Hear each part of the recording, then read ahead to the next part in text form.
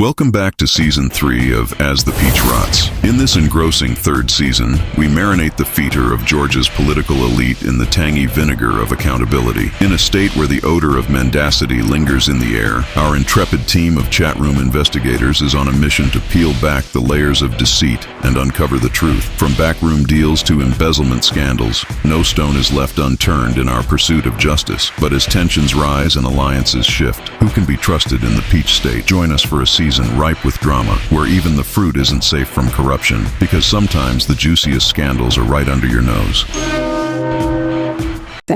I understand that you have gone on Fulton County or the Right. LinkedIn or whatever it's called, but let's just say this. Does that not say that is from the that is from the DOJ? It says zero equipment. So if she spent $5, that's misappropriation. Please. And here we go. Thank you. I just have a couple of questions. The information that you provided with the where we have the open checkbook home, it has budget summary and it talks about the Dell Marketing Group, Dell Marketing Corporation. Correct. That information was taken from the Fulton County website, correct? Correct. And that has all the information as far as this program is concerned, the one from the Department of Justice, the $488,000 grant. I wasn't able to find everything. Also, some of the documents that I did find actually are very much conflicting with the actual grant narrative that I helped author. So I'm not sure if they, what type of changes happened after I was terminated, but from what I authored or co-authored, they don't. They're not in alignment.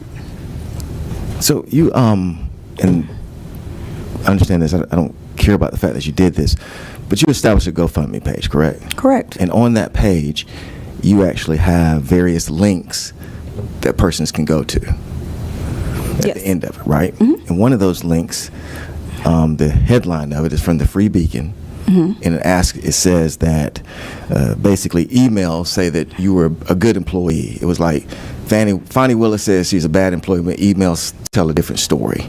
Okay. And it cites an email that basically they were going to give you an award. You remember that? And so you're the one who established these links in your GoFundMe page. I copied and pasted them Correct.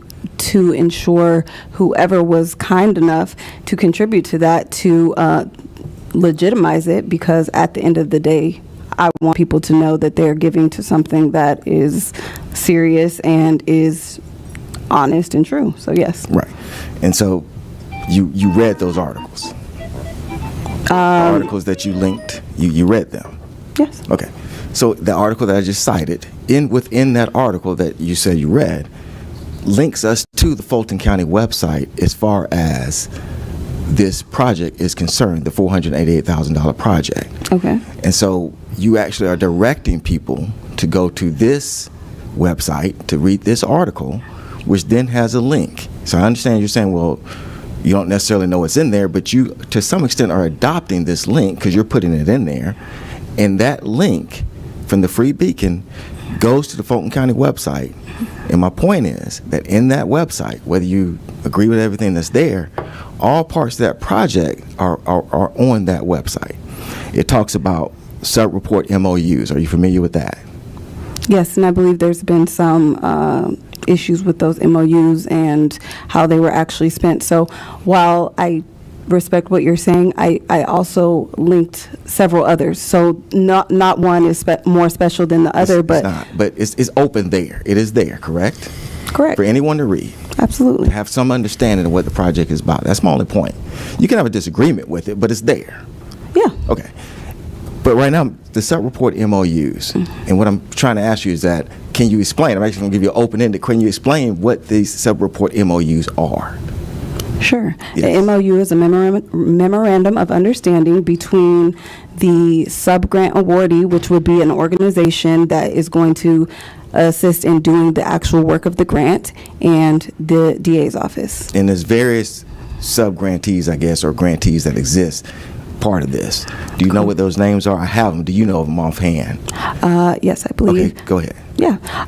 Chris 180 is one of them. What is that? Chris 180 is a mental health nonprofit that works with youth and families as a core provider. It's one of the largest core providers in the Atlanta area.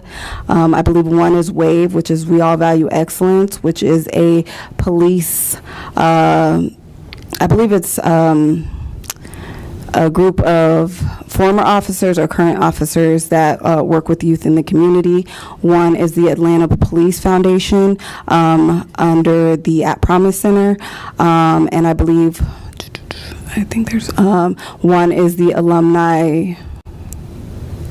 I forget what Alumni Offenders Association, which is essentially like a Credible Messenger Foundation, and I think I'm missing one, but I can't remember. That's fine, and within each one of those, they actually kind of lay out the responsibilities of those organizations, correct? Correct. That's and what I should MOU also does. talk about how those organizations could be audited and things of that. And with each one, they have that, correct? Okay. Is this all that you provided our committee? Was this from Fulton County dealing with the budget summary? I provided your committee with this entire book, a replica. So that was just one that I pulled from there. What was that? It would have all of this information in there? It also has the MOUs in there, yes. Okay. But today, this is all we're looking at. Correct. Okay. All right. Interesting. And so what this shows is that there's really different players and different moving parts as far as these grants are concerned. Is that not right? It does, but one thing I do want to highlight for you is that when we created, or when I co-wrote the grant, we had Fulton County Schools and Atlanta Public Schools as one of our sub-grant awardees, and to this day, Chief Applin has never received anything other than what he gave an MOU and expected money to be able to teach great to 4th and 5th graders, and has been waiting for 3 years to teach them gang reduction education and training, and has not received that money, never received anything saying he was no longer going to get that money, and the same with Fulton County Schools. So what I understood it at the time when I blew the whistle, at the time and prior to when I authored this grant, was that we were going to be giving money to Atlanta Public Schools and Fulton County Schools to make sure that we kind of satisfied the prevention part of the grant, because it was for intervention and prevention. They're not doing that. Also within that link that is there that we could have all kind of shared today and really kind of gone through it to understand the different dynamics of this grant, that it's not just one-page summary, is also a letter from the Attorney General, William Barr, and also it lays out the federal requirements of that particular grant. That's within the link that you had in the Free Beacon that Fulton County has free and open for anybody to see. Is that correct? Amazing. Every word of what you just said was wrong. Ladies and gents, this is the moment you've waited for. Can I ask you something, Senator Jones?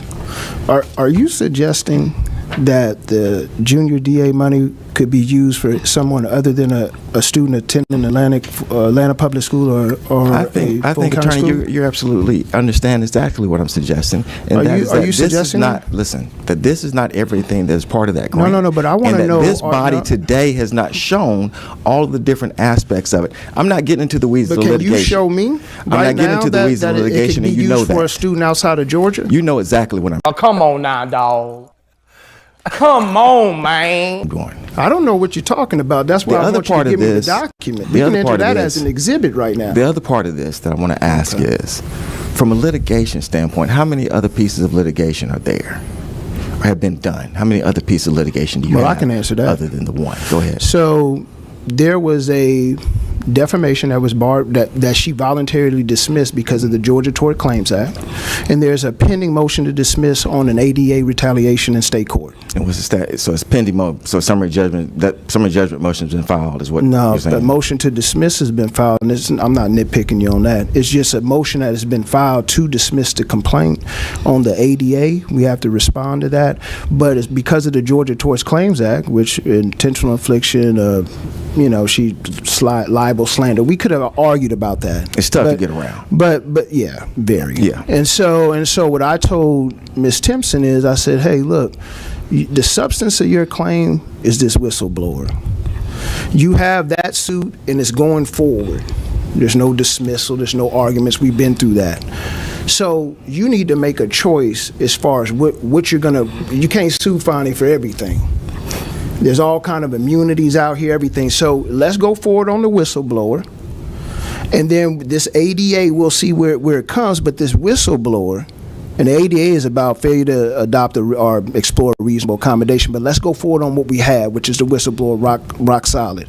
And that's why I'm just trying to figure out. I'm not trying to insult you, Senator. You have a very prestigious position, and I'm not placating you by saying that. I'm just saying if you do have something that says, hey, we could go to Florida and use money for a Florida student when the application on our website says public attending school must be Fulton County Atlantic Public School. If you have something that says something different, because I did an open records request for it, I couldn't get it. Can I ask a question? So if you have it, Let me just ask give you it a question. to me. Stop the cap. Stop the cap right now. Stop the cap. What you're just citing right now about the Fulton County Schools, what program is that?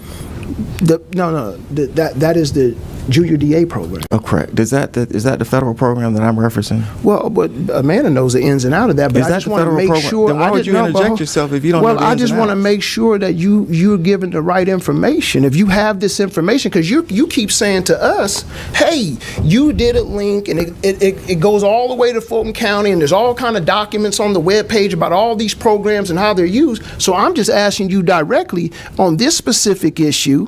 Do you have something for me? I have the documents that link. Can we enter them in as exhibits? She's provided them. But you say you have more. Wait a minute. Wait. Let's What's hold on. being used? Let's hold on. Wait. First of all, are we not talking about two different programs when he talks about the JAB program and what I'm discussing? Right, but I did. Okay. I thought you said JAG program, I but did. I did have one quick interjection on what you're saying. I understand that you have gone on Fulton County or the LinkedIn or whatever it's called, but let's just say this. Does that not say that is from the DOJ? It says zero equipment. So if she spent $5, that's misappropriation. Please understand something. I'm not here to discuss misappropriation. Y'all deal with that in litigation. What I'm here to discuss is that this committee is actually trying to do an investigation. What I'm here to try to show, and it's very simple, your attorney has to know what I'm actually showing here. I can guarantee people on this panel understand what I'm showing, and that is that we were presented today with this one page as though this is all that references that particular program. And I'm just showing that there are other things that reference the program. That's it. Y'all have litigation till your heads fall off. Have at it. Right. I'm not making an opinion about that one way or the other. But what is uncontrovertible is that there's more information than this. Now, no one can argue that. That was Right. presented today. So- so And I'm that not was saying that you symbolic tried to do of that. just that. I'm saying yeah. what was presented Hold on a today. second. Yeah. That's all I'm saying. All I'm saying is, from a paper standpoint, is there not more paper than this? That's my only part. But this is That's what I'll all say I'm to you, asking. Honorable Senator. This is what I'll say to you. Investigations start just like that. Oh, God almighty. Okay, So if listen. you want to submit Here's my some last more question. information, Here's my just last submit question. it. Here's my last question. My last two, and they really are. Stop it. Get some help. So when you were on the team to determine about investigating President Trump, former President Trump, tell us how they came to that particular conclusion. Can you? Were you on the team to actually make a determination to investigate President Trump? No, it had nothing to do with any of So that. you tell us about the decisions that were made, because you were on the team, I would imagine, to discuss how Nathan Wade was paid and things of that nature. Had Were you nothing to familiar do with that. No. Okay, thank you. What you just said is one of the most insanely idiotic things I have ever heard. At no point in your rambling, incoherent response were you even close to anything that could be considered a rational thought. Everyone in this room is now dumber for having listened to it. God have mercy on your soul.